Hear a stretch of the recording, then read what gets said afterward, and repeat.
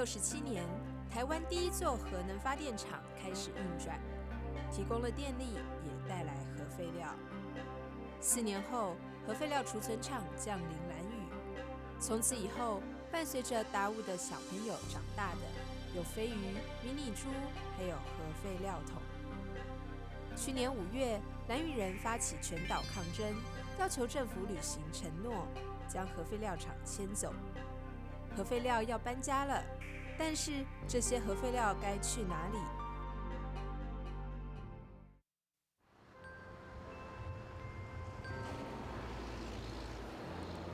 这里是南回公路进入台东的第一站，台东县大武乡。这个位于东海岸静谧的小乡镇，人口有7000多人，其中一半是属于排湾族的原住民。村民依靠农渔业为生。就像东部许多人口外移严重的部落一样，青壮年人口绝大部分都在外地就业就学。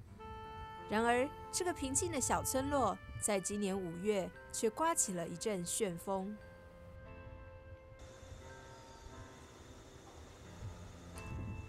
这场核废料旋风是怎么吹到大武乡的呢？原来，在政府承诺要移除兰屿的核废料之后，地方上也开始了协商的工作。今年4月，台东县长徐庆元与部分大武乡的民意代表前往日本考察核废料处置厂。回台之后，便传出大武乡可能成为核废料最终处置厂的消息。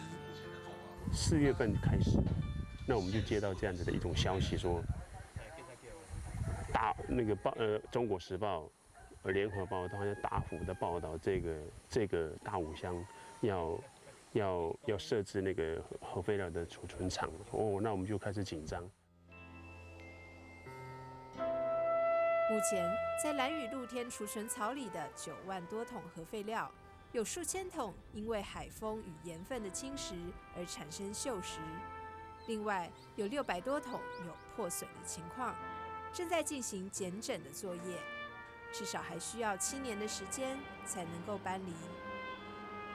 核废料究竟会不会从兰屿搬到大武，仍然是个未知数。但是，村子里关于核废料的传言却口耳相传，不断的蔓延。核废料的厂址要设在哪里？离村庄很近吗？很近哦，就在这个里面啊，这个那个一个河流嘛，在里面啊。那你们是怎么知道说那个厂址啊，可能是设在那边？以前那个有一次徐经理又过来这边哦，那是他把那个地方那个地哦，从下面从那个真正那个别墅上面就换底桩呢。他说台东县政府说要盖什么观光区哦。我们那个碰过，我里面有在种东西啦，才知道。这一大片20公顷的山坡地，就是传言中核废料厂的预定地，位于上武渔港上方昭雍溪的上游，与兰屿核废料储存厂的直线距离不到40海里。以这个地方的生态环境来讲的话，首先讲到地质，那地质部分这边多属页岩，要不然是红泥土，所以它这边的地质并不是算是很结实，结构不是很完整。那如果它要做的话，会在地质上会很危险。然后这一条昭雍溪是那个土石流的警告区域，所以说蛮令人担心的啦。这是一个溪的上游，它是那个积水溪的上游，那很多地方也是喝这边的水。那我们现在担心的部分就是地下水被污染。大武村的村民怀疑，台电是看中上武渔港的地利之便，往后可能将渔港改成核废料码头，方便核废料的搬运。那昭雍溪上游的话，它的出口就是直接到太平洋嘛。然后这条溪的下游就是上武渔港，所以说如果按照说那核废料要运送的那个途径的话来讲，很方便，甚至这边可能会开运河，我觉得就是这也是有人在传闻啊，一种猜测，因为你从港它本来就是一个溪一个溪，你就从上武渔港然后开一条运河，几乎可以说不用路上的那种陆运，它是一路全部海运。就知道上面有一个小型的接驳的地方。像那个核废料设在这边，你们我们不要，不要？我们要下海的，我们要吃什么？就阿拜弄鱼啊、死了了啊，袂使。我不爱钱啦，不要钱啦。绝大多数的大武乡民都反对核废料厂，却也有少数人表示支持。因为这个核废料啊，一旦建在我们大武乡的话，他们的运输啊，必须由船只啊来运输啊，比较安全呐。所以，如果一旦做那个核废料下去啊，一定会扩港嘛，然后多建一个码头嘛，让那个核废料的船只啊、运输船啊停泊啊。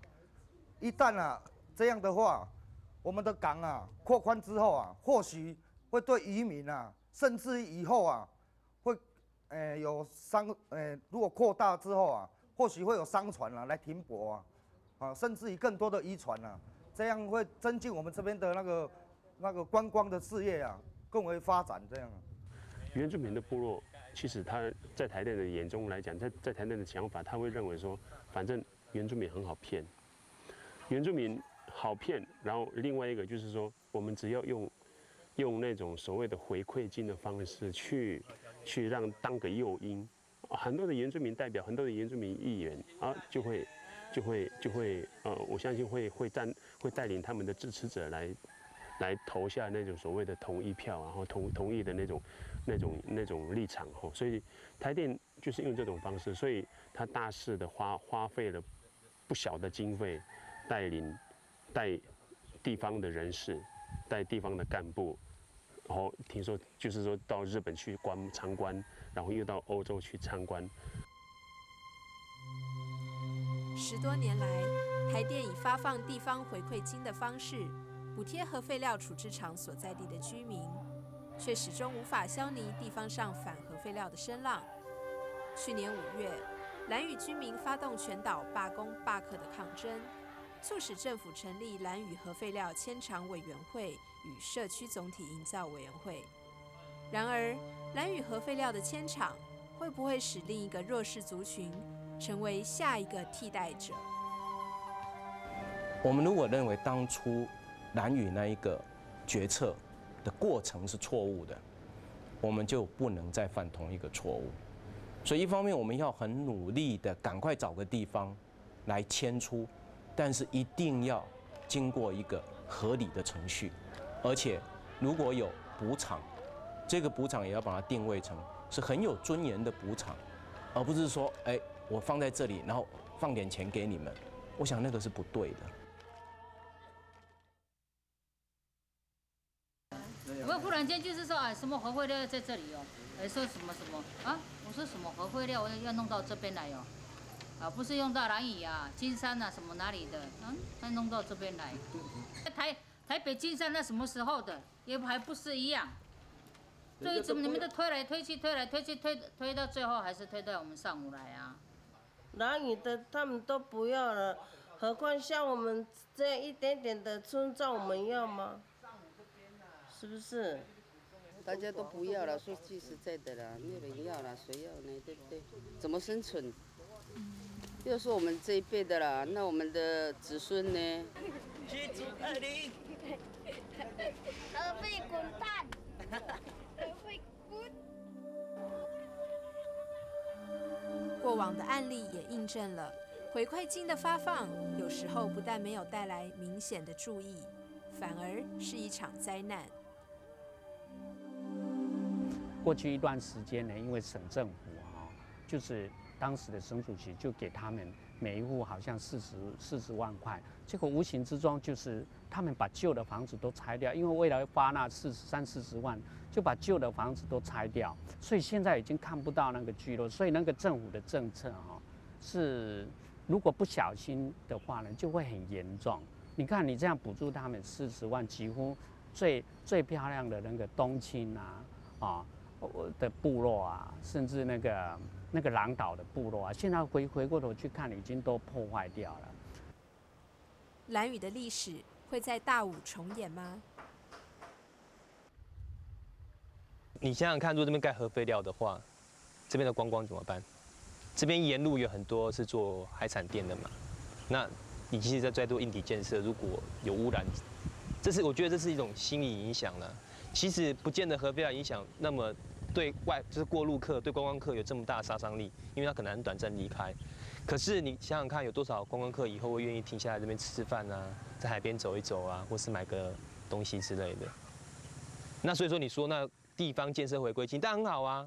地方建设回归期可能就多很多硬体比较好的硬体建设出来，可是我觉得对居民的生活并没有太大实质的帮助。10几年来，核废料最终处置场选来选去，从境外处理到离岛到台湾本岛，始终无法定案。但是政府在决策的过程中学到了什么呢？那以前的问题在哪里呢？也没有法律规范的情况之下，就努力的去推找到一个地方，那不管公开或私下去做，但是碰到困难又回头，所以最后就变成说进2步退3步。那到了今天10几年过去了，没有进展。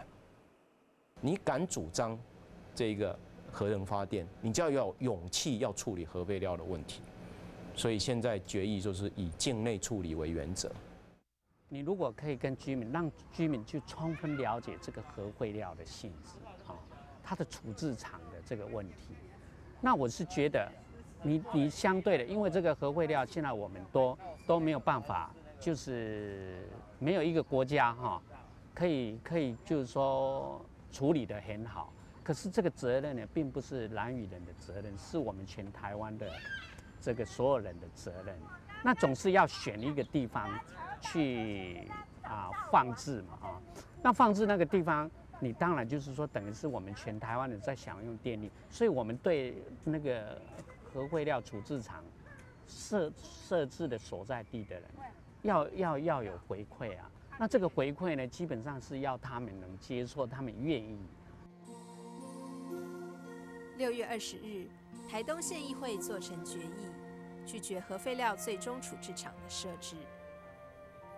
在台湾，3个核电厂加上核研所，累积了将近20万桶核废料，平均每100个人就拥有1桶核废料。只要核电厂继续运转新建，核废料也将越来越多。究竟哪里才是核废料最终的归宿？如果没有乡镇愿意接收的话，是不是干脆比照焚化炉政策，每个县市也盖一座核废料厂，依照用电比例来放置核废料桶呢？